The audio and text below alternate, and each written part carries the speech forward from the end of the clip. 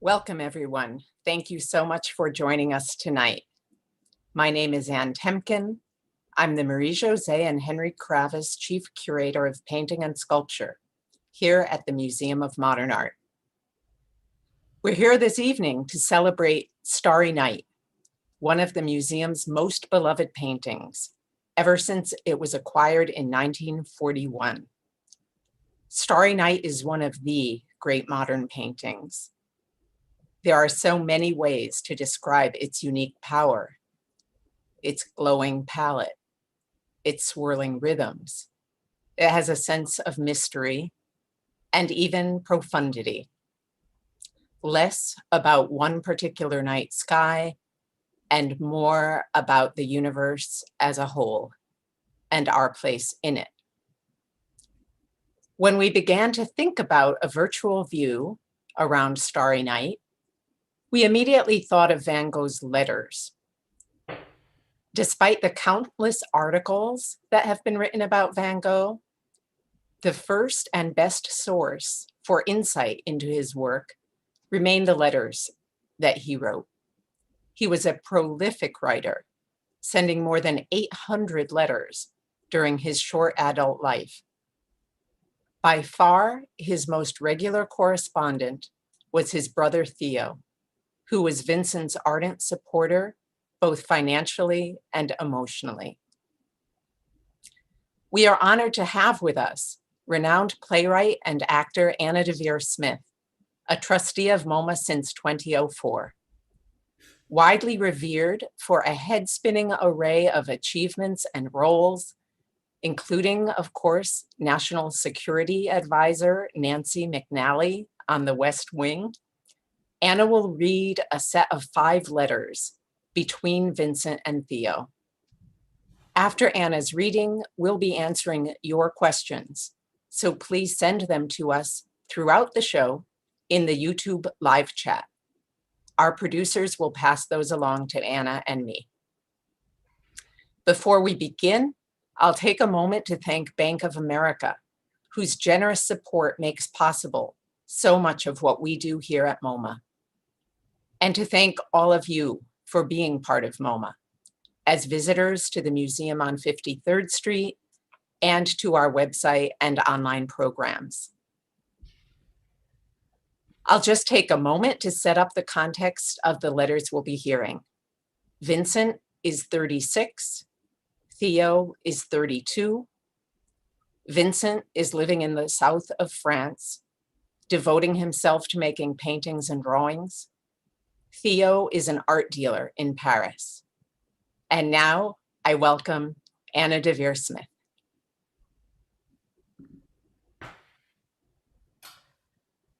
Arles, Sunday, April 21st, 1889. My dear Theo, you're probably back in Paris when this letter arrives. I wish you and your wife lots of happiness.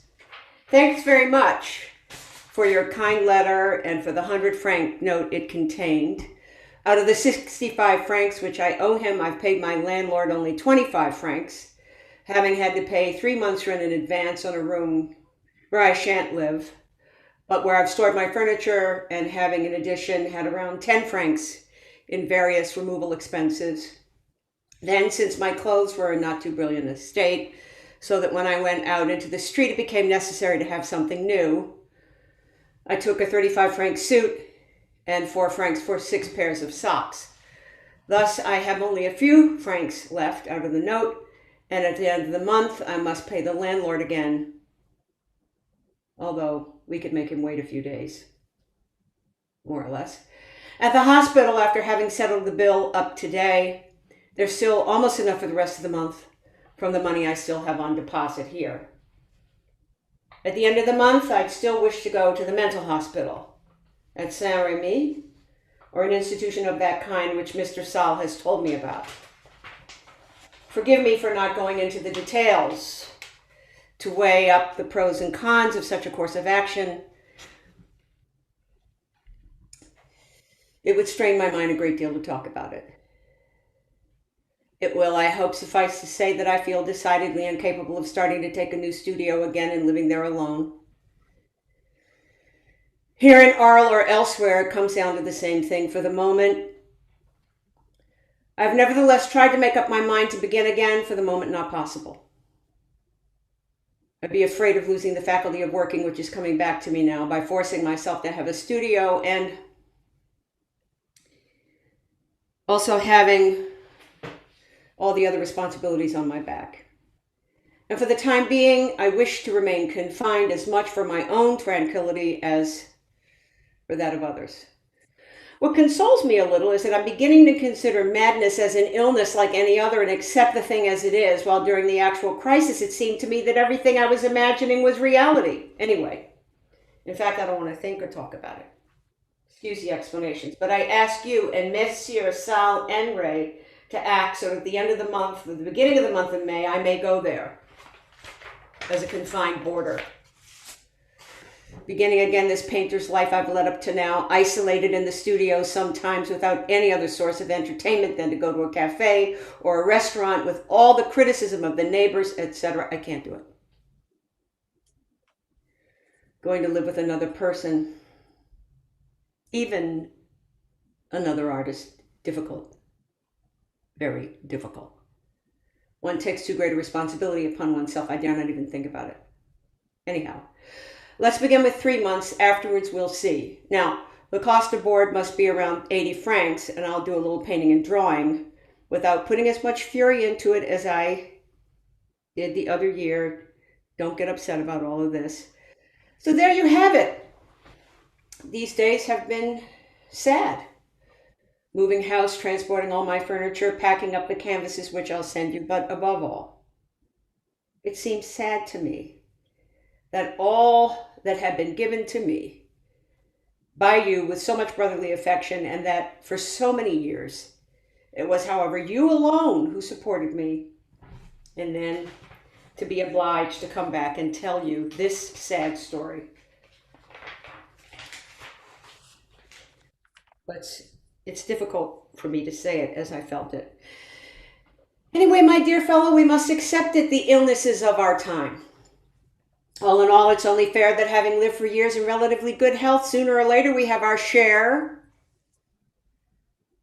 of them. As for me, you'll feel a little that I wouldn't exactly have chosen madness if there'd been a choice. But once one has something like that, one can't catch it anymore. However, in addition, there will still perhaps be the consolation of being able to continue to work on some painting a little. What will you do as to not say to your wife either too many good or too many bad things about Paris and a heap of things? Do you feel in advance completely able to keep exactly the right measure always from every point of view? I shake your hand heartily in thought. I don't know if I'll write to you very, very often, because all my days aren't clear enough to write somewhat logically. All your kindnesses for me, I've found them greater than ever today. I can't tell you it as I feel it, but I assure you that that kindness has been of great worth. And if you don't see its results, my dear brother, don't be upset about it. You will still have your kindnesses. Only transfer this affection onto your wife as much as possible. And if we correspond a little less, you'll see that if she is as I think she is, she will console you.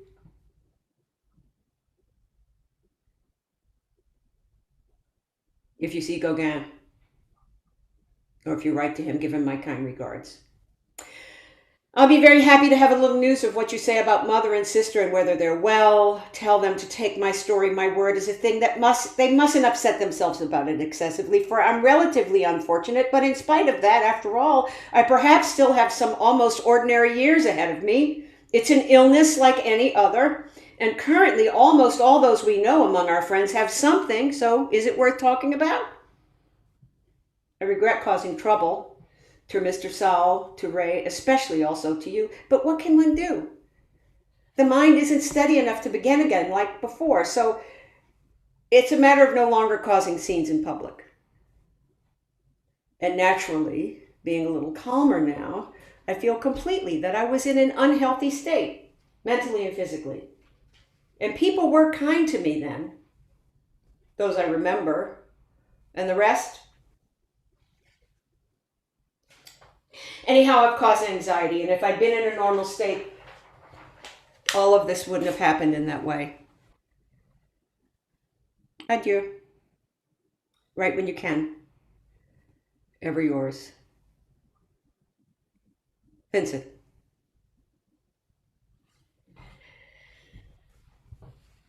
Paris, Wednesday, April 24th, 1889.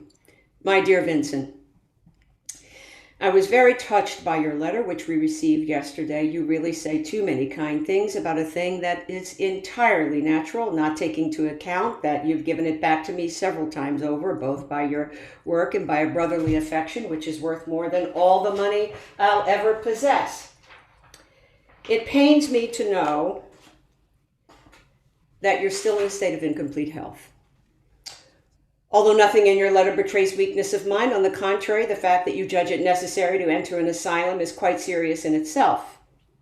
Let's hope that this will be merely a preventative measure. As I know you well enough to believe you capable of all the sacrifices imaginable, I've thought that there's a possibility that you may have thought of this solution to encumber less those of us who know you. If that's the case, I beg you not to do it. Because certainly life in there cannot be agreeable. So be well aware of what you're doing. And if perhaps you wouldn't make another try first, either by coming back here for a while or going to Pont-Aven during the summer, or by trying to board with people who would take care of you. If you had no ulterior motive in writing to me as you did, I find that you're absolutely right to go to Saint-Remy. By staying there for a while, you'll be able to regain confidence in your own strength, and nothing will prevent you from returning to Arles after a little while if the heart tells you to. Mr. Saul has sent me some prospectuses of Saint-Remy, in which it said that a third party must request admission. I therefore enclose this letter for the director of the establishment, which you can use however you wish.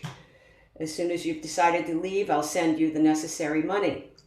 Now, I also want to tell you that we've been here since last Saturday. We're almost settled in, and every day the apartment takes on a more lived-in aspect, thanks to all sorts of inventions on Joe's part. We get along very well together, so there's such complete satisfaction on both sides that we feel happier than I can tell you. We left Mother and the sisters in perfect health. Ma seems to be getting younger. She's now gone back to Breda after an absence of almost a month.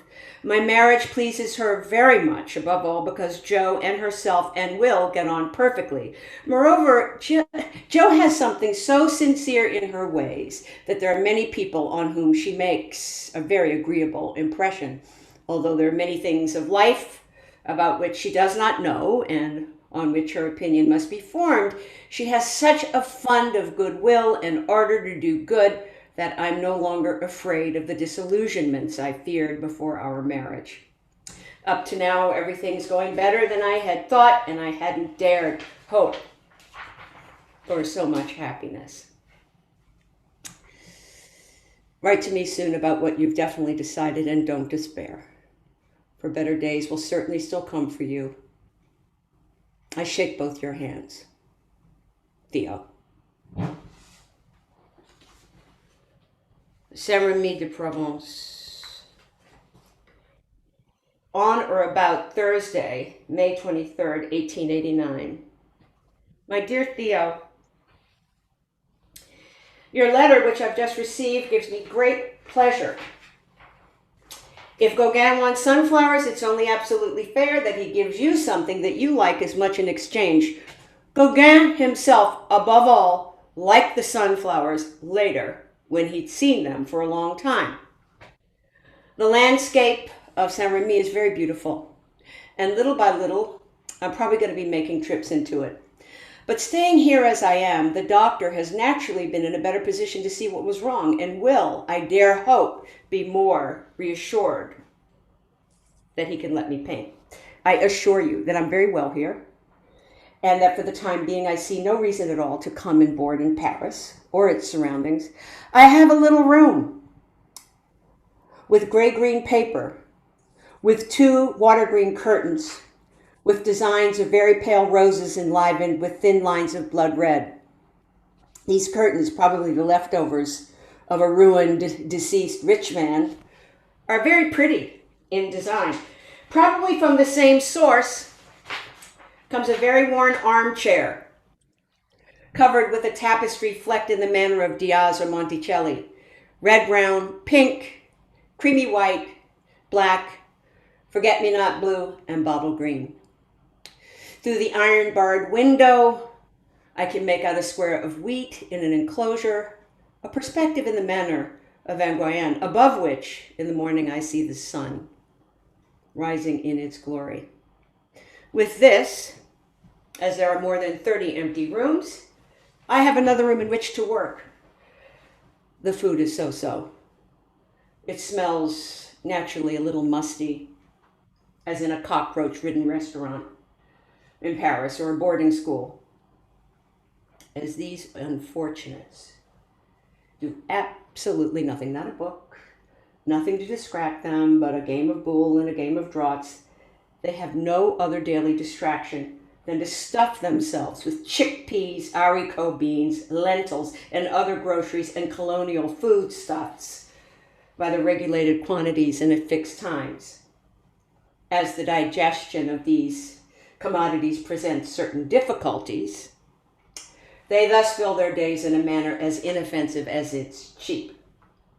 But joking apart, the fear of madness passes from me considerably upon seeing from close at hand those who are affected with it.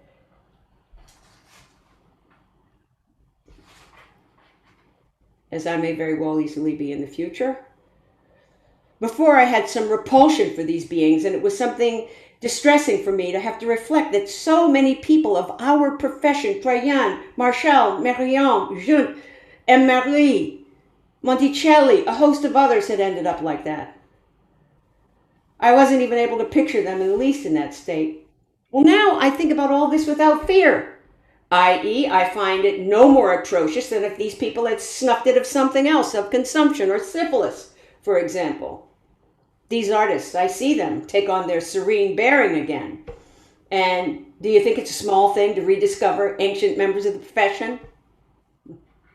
Joking apart, that's what I'm profoundly grateful for.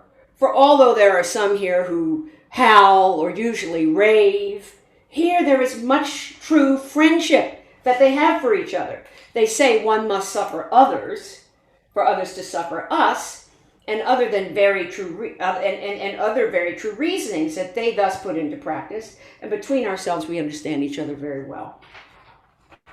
I can, for example, chat sometimes with one who doesn't reply, except in incoherent sounds, because he isn't afraid of me. If someone has some crisis, the others look after him and intervene so that he doesn't harm himself. The same for those who have the mania of often getting angry. Old regulars of the menagerie run up and separate the fighters if there is a fight. It's true that there are some who are more serious, in more serious condition, whether they be filthy or dangerous. These are in another courtyard. Now, I take a bath twice a week and stay in it for 2 hours. Then my stomach is infinitely better than a year ago, so I only have to continue as far as I know. I think I'll spend less here than elsewhere, since here I still have work on my plate, for nature is beautiful. My hope would be that at the end of the year, I'll know better than now what I can do and what I want.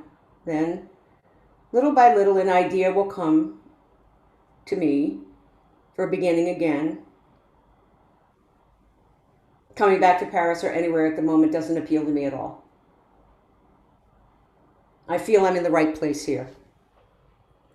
In my opinion, what most of those who have been here for years are suffering from is extreme sluggishness. Now, my work will preserve me from that to a certain extent. The room where we stay on rainy days is like a third-class waiting room in some stagnant village. All the more so since there are honorable madmen who always wear a hat, spectacles, and traveling clothes and carry a cane, almost like at the seaside, and who represent the passengers there. I'm obliged to ask you for some more colors, and especially some canvas. When I send you the 4 canvases of the garden that I have on the go, considering that life happens above all in the garden, it isn't so sad. You'll see. Yesterday, I drew a very large, rather rare night moth in the garden, which is called the death's head. Its coloration astonishingly distinguished, black, gray, white shaded, and with glints of carmine, or vaguely tending towards olive green. It's very big. To paint it, I would have had to kill it. And that would have been a shame, since the animal was so beautiful. I'll send you the drawing of it with a few other drawings of plants.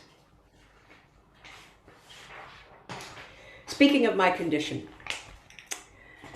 I'm still so grateful for yet another thing. I observe in others that, like me, they too have heard sounds and strange voices during their crisis, that things also appeared to change before their eyes, and that softens the horror that I retained at first of the crisis I had, in which, when it comes to you unexpectedly, cannot but frighten you beyond measure. Once one knows that it's part of the illness, one takes it like other things. Had I not seen other mad people at close hand, I wouldn't have been able to rid myself of thinking about it all the time, for the sufferings of anguish aren't funny when you're caught in a crisis. Most epileptics bite their tongues and injure them. Ray told me that he had known a case where someone had injured his ear, as I did. And I believe I've heard a doctor here who came to see me with the director say that he too had seen it before. I dare to believe that once one knows what it is, once one is aware of one's state, and of possibly being subject to crises, that then one can do something about it oneself, so as not to be caught so much unawares by the anguish or the terror. Now, this has been diminishing for 5 months. I have good hope of getting over it, or at least not having crises of such force. There's one person who's been shouting and always talking, like me, for a fortnight. He thinks he hears voices in words in the echo of the corridors, probably because the auditory nerve is sick and too sensitive. And with me, it was both the sight and the hearing at the same time, which, according to what Ray said one day, is the usual beginning of epilepsy. Now, the shock of it had been such that it disgusted me even to move, and nothing would have been so agreeable to me as to never wake up again. At present, this horror of life is already less pronounced and the melancholy less acute, but I still have absolutely no will.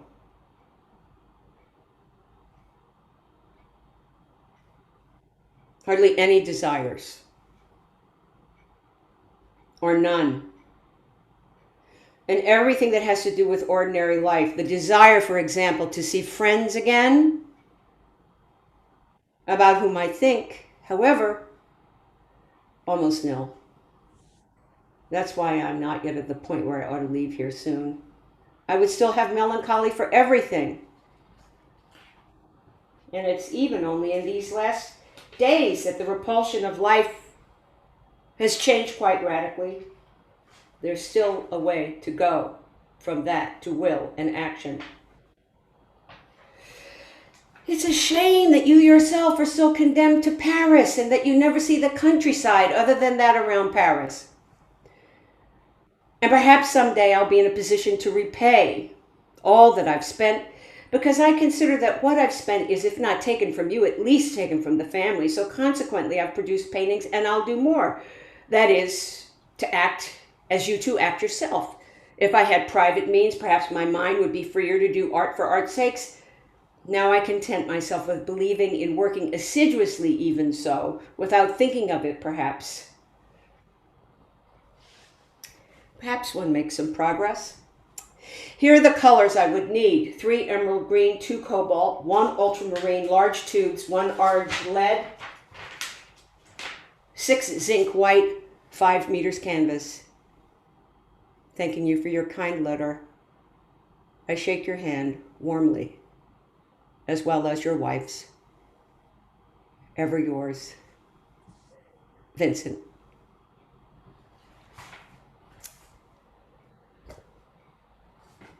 Paris, June 16th, 1889.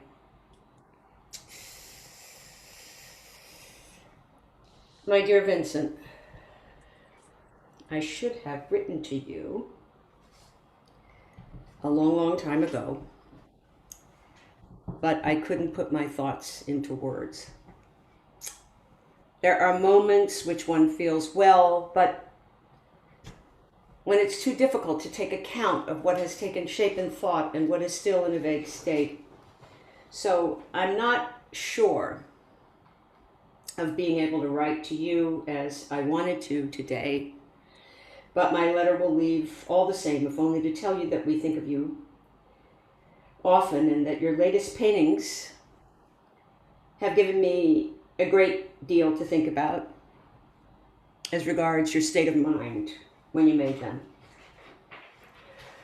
All of them have a power of color which you hadn't attained before, which in itself is a rare quality, but you have gone further.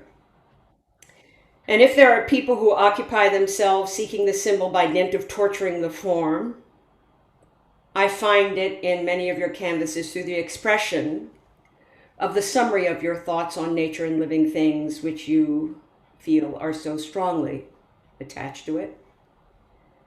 But how hard your mind must have worked and how you endangered yourself to the extreme point where vertigo is inevitable.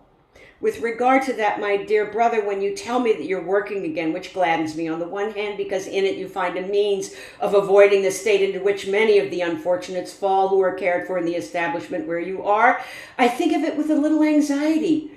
For before making a complete recovery, you mustn't put yourself at risk in these mysterious regions,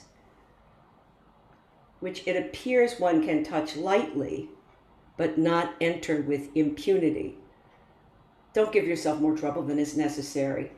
For if you give only a simple account of what you see, there are sufficient good qualities for your canvases to last. Think of the still lifes and the flowers of Delacroix. Think of the still lifes and the flowers Delacroix did when he went to the country to stay with G. Sand. It's true that afterwards he had a reaction by doing the Education of the Virgin, and that's not to say that in doing as I tell you, you won't make a masterpiece afterwards. But direct your works in such a way that they don't overexert you.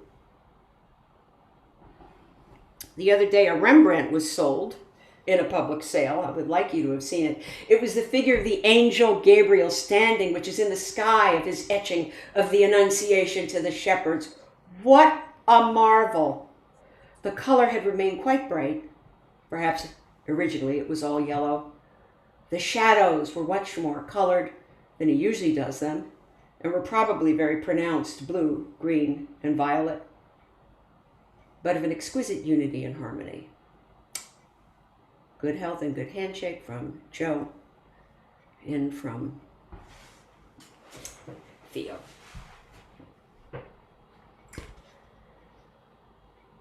Cérémonie de Provence, on or about Tuesday, June 18th, 1889.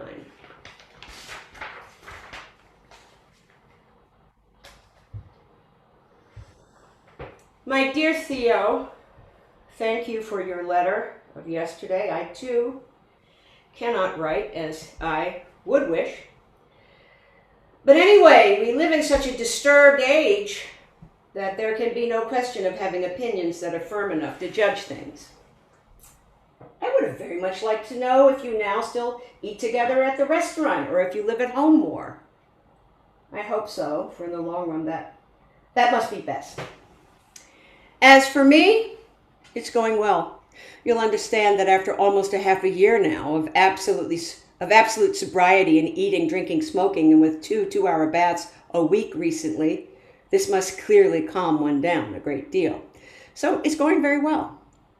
And regards work, it occupies and distracts me, which I need very much, far from wearing me out. I despair of ever finding models. If I had some from time to time like that one, or the woman who posed for the Berceuse, I'd do something quite different. I think you did the right thing by not exhibiting paintings of mine in the exhibition by Gauguin and others. There's reason enough for me to abstain from doing so without offending them, as I'm not cured myself. For me, it's beyond doubt that Gauguin and Bernard have great and real merit. It's still perfectly understandable, though, that for beings like them, really alive and young, who must live and try to carve out their path, it's impossible to turn all their canvases to the wall until it pleases people to admit them somewhere in the official pickle. One causes a stir by exhibiting in the cafes, which I don't say isn't in bad taste. But for myself, I have that crime on my conscience, and to the point of doing it twice, having exhibited at the Tambourin and at the Avenue de Clichy.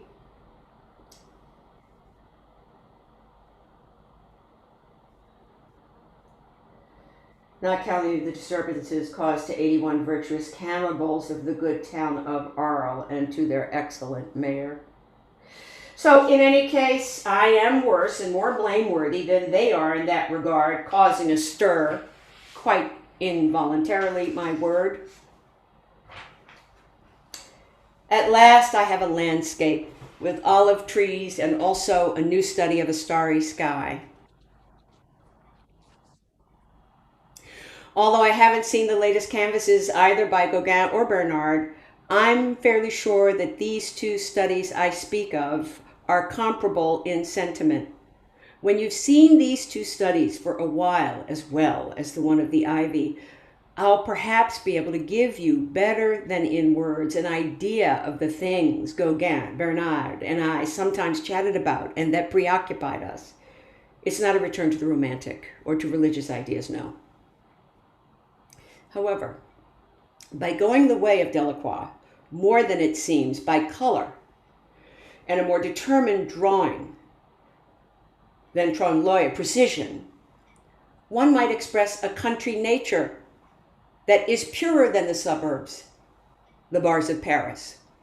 One might try to paint human beings who are also more serene and purer than Daumier had before him.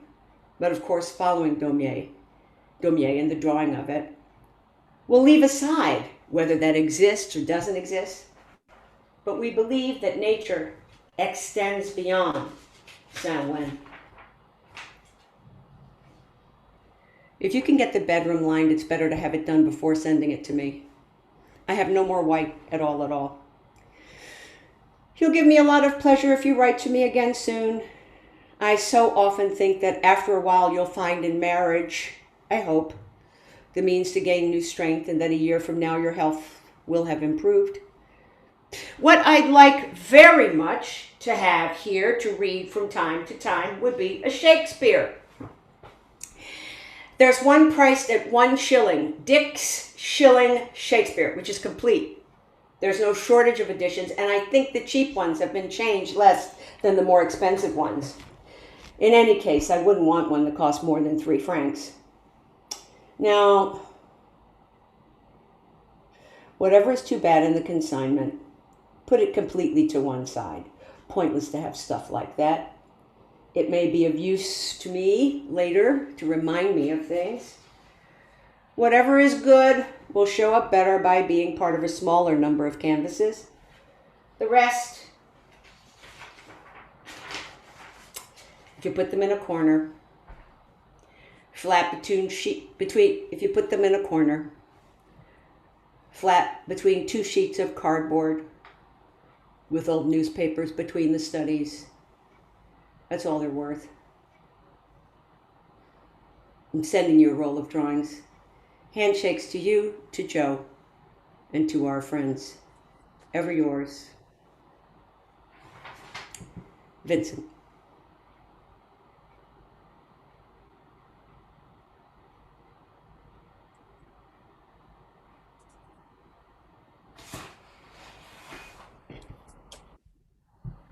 Thank you, Anna. Thank you. Wow. Need a few seconds here. So I have a few questions for you, and then we have many from everyone in our audience. And for those of you in the audience, please keep writing them now. I'm sure many people had questions but didn't want to take a second away from listening to write them in. I think the first thing that I was wondering listening to you was, as you became familiar with these letters over, these past few days, what was your response to this remarkable exchange, to the nature of this connection between these two brothers?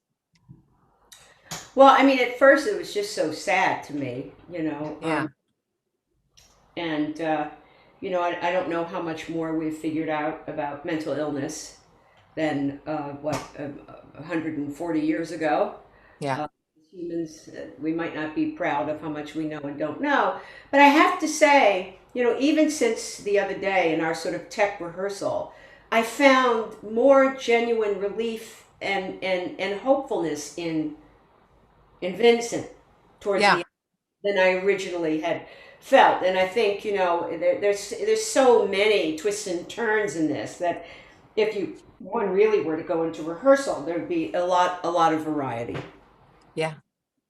And the great sort of capacity he has for his brother, for others, despite his clearly dire state himself. Yeah, yeah, that's right. That's right. Yeah, I mean, we call that empathy, I guess. It's an empathic imagination, whether it's for people or stars or plants, Moths. moths. I think of you, as a writer reading these, and I wonder if you were struck at all really just by, forget Van Gogh as a personality, but as the quality of their writing. Obviously, we think of him first and foremost as a visual artist. Yeah, well, I mean, the writing is beautiful, isn't it? It's beautiful in terms of his insights, and it's also beautiful because of the imagery. I mean, we all long in writing and also, in acting to find a text that's rich with images and with color because emotions sometimes are living in that type of imagery that a writer is able to come up with. So, yeah, I mean, the writing is beautiful, and you think it's they each say, I can't say it as I would like to say it, or I can't say it as I feel it, but they do pretty well. Yeah. It is wonderful, of course, for a curator to see how full of color words these letters are, right? Whether Vince describing a room or just listing the paints he needs. So much, literally just names of colors throughout all the letters. And what do you think, from your position and your vast knowledge? What does his discussion of color mean to you, and even the discussion back and forth between he and Theo about color? What does that mean to you? What does it signify? I think what it says to me is that color is at the core of his being, right? It's not something he takes in or imports. It's in there. It's how his brain works, how his heart works. And I think that's part of why the paintings look like they look. Terrific. And very, very incidentally at the end of that letter, right, where he just makes a list of the colors and the canvases that Theo is to send him, it's so beautiful how he acknowledges in a way that Theo is supporting him, making everything that he does possible. But then he doesn't go on and on when he says, here's what I need. as he closes the letter, just absolutely matter of fact, this, and this.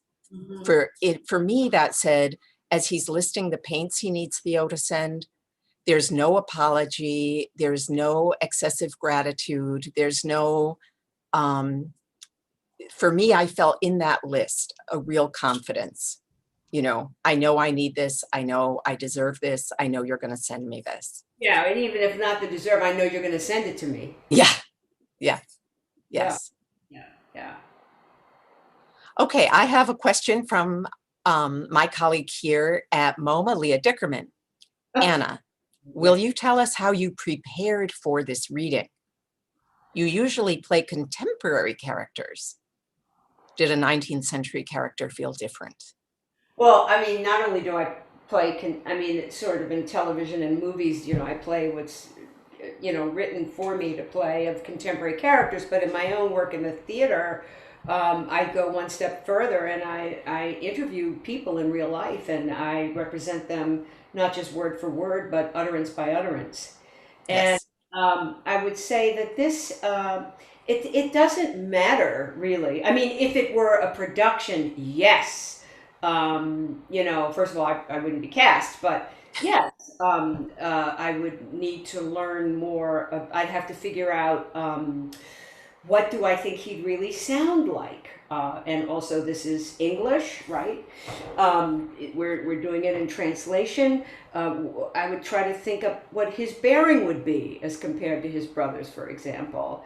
So, but because what we are doing here is simply a reading to celebrate his writing in preparation for celebrating Starry Night, it's a completely different context, a different type of preparation.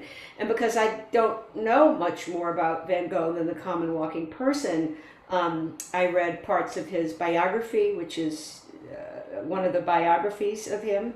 I looked at pictures, and I think that was as important as rehearsing, because there was a lot I didn't know. I didn't know about his relationship with Gauguin, which I found to be very, very disturbing and very sad, really. Breaking. Yeah. Maybe you would say something about that, because I don't know that the bunch of people watching know about that and how that led to his mental disarray. Sure. Where he is in the asylum at Saint Remy that we hear about in this first letter, him really on his own deciding that he wants to commit himself to, that isolation is all the more poignant when you realize that what his goal had been the year before was a kind of communal artist's existence and sharing a home and sharing a workspace with Gauguin, working within its kind of idealistic notion of collective work. This was a kind of utopia for Van Gogh of artists painting in concert with one another. And that did not work out with Gauguin. Gauguin was a very different character type, not at all the gentle soul. And in fact, terrible, terrible, obviously, outcome with their argument, and the two obviously leaving the house, and Van Gogh deciding not only that he would be alone, but needed to be alone and under the care of a doctor at an institution.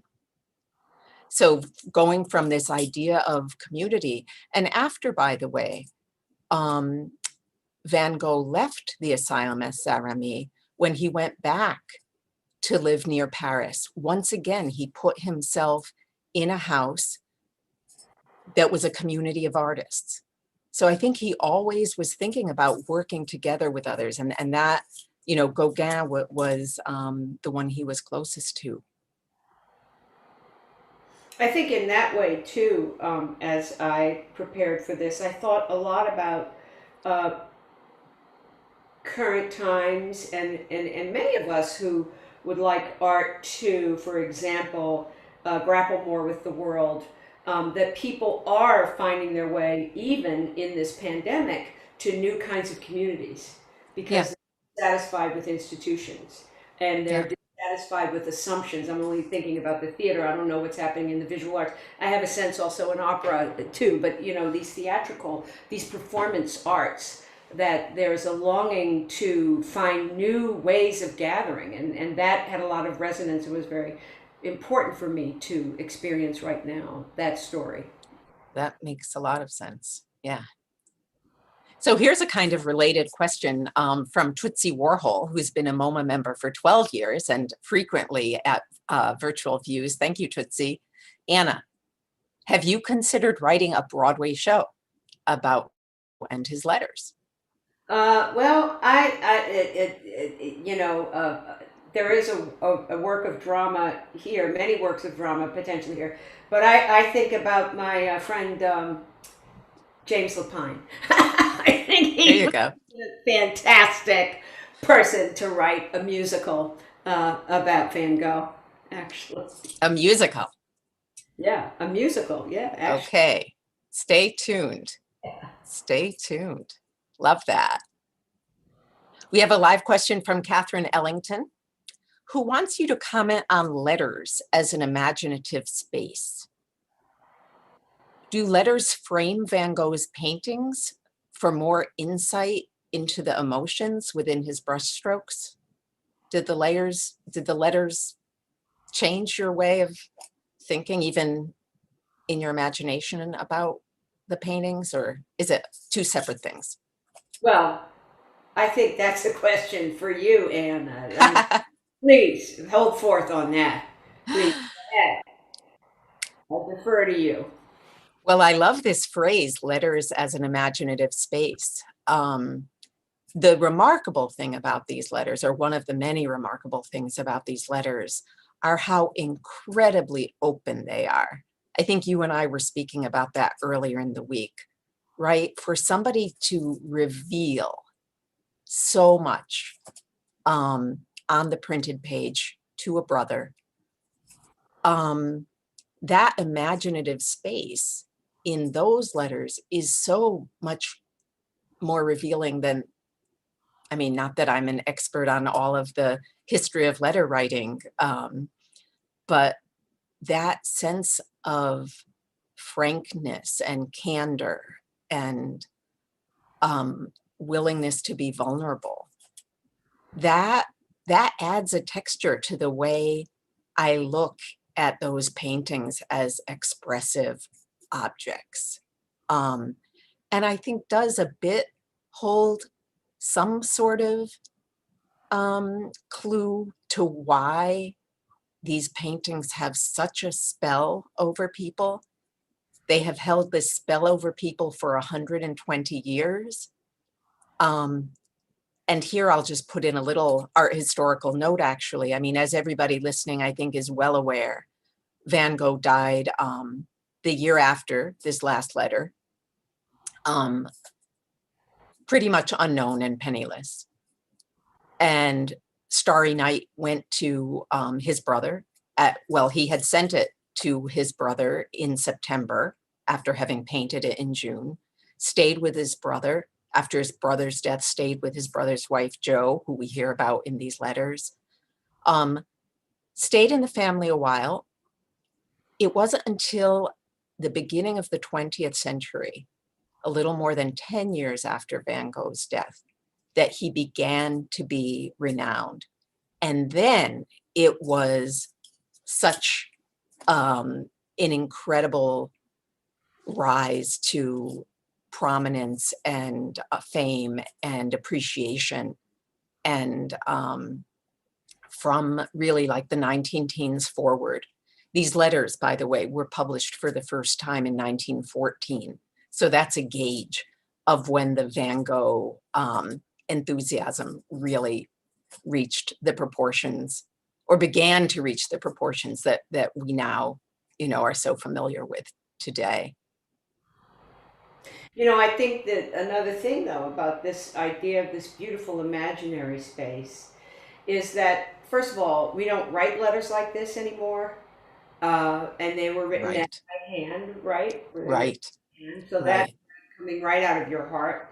And also with on email, email is not designed for this, and people are incredibly, I think, self-conscious about saying the wrong thing, uh, and Yeah. unlikely to really bare their soul. I mean, maybe they bare their soul to some extent in social media, but not to this at this length, and it takes time. It takes time to come forward in words out of your brain and heart. You can't do it in whatever number of characters we have or the brevity of an email. It's impossible. No. Another interesting thing, just to point out, is they were writing to each other in French. That's what I was thinking earlier. Yeah. So they grew up in a house in the Netherlands speaking and writing and hearing Dutch. And their letters at very beginning of their lives of their separate adult lives were in Dutch. And then as they were both living in France, it switched over to corresponding in French, in which they were both fluent. But it adds a whole other layer of interest to me, of thinking of them together switching to become francophones in their exchanges back and forth. Why do you think they did that? I mean, that's an interesting thing, right? I mean, you and your siblings, if you went and lived in Japan, you'd probably still write in English or speak in English on the phone, right? It's an interesting question, right? Okay, we'll go on. We have two people, Alexia Torres and Dave Chambers. Oh, we maybe just answered this question in a way. To whom did Van Gogh send Starry Night so that it could be displayed? Okay, well, I'm not sure it was displayed, but he did send it to Theo, and kept it with Theo, and it was kept with Theo, as you heard, for many years. And then Felipe Cardenas says, which feelings do you think Vincent was trying to express through Starry Night? And here we see the picture. That's complicated set of answers, right? What feelings do you think Vincent was trying to express?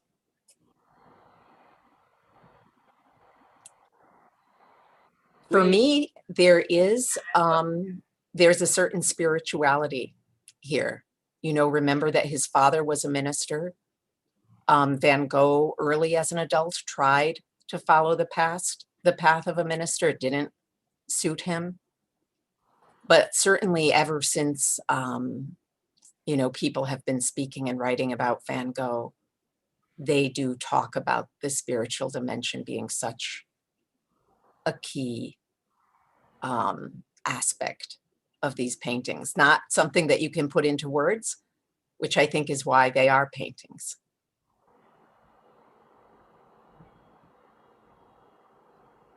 We have a question from Sheikh Hassel. Why did he never have real success during his life?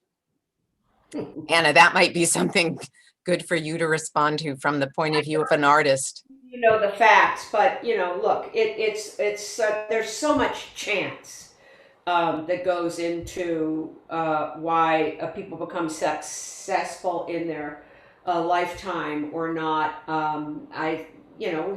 Was he before his time, Anne? I mean, you could answer that, right? I mean, there's Yes. mysteries about these things, but was he before his time? Yes, I think we think about that in terms of all great artists. And there have been different sort of truisms about a great artist becomes contemporary in 50 years, or people put the number somewhere differently. But I think there is truth to that mysteriously, there is a way one puts oneself into a place that it takes the rest of the world a few decades to catch up to. What do you think about the part of the letter where Theo is concerned that he's just stressing himself, and he says just back off in a way, and you might make a masterpiece. How did you respond to that?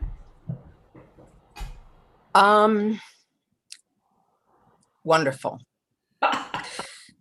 Right? Wouldn't you say? It's always an interesting question, I think, for a curator or an art historian to be thinking about the sort of almost split personality between an artist and the human being. And there's the human being who knows that somehow oneself is a great artist, immortal. The art that they make is in a way so much more important than the fact of their biological life, which is finite, and their art, which is infinite.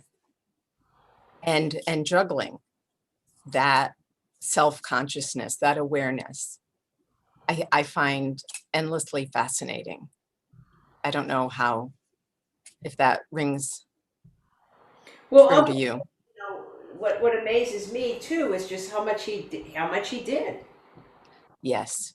And don't forget, he didn't decide to become an artist until he was about 24. So there's, barely just a decade plus for that entire career. And he was a hard worker.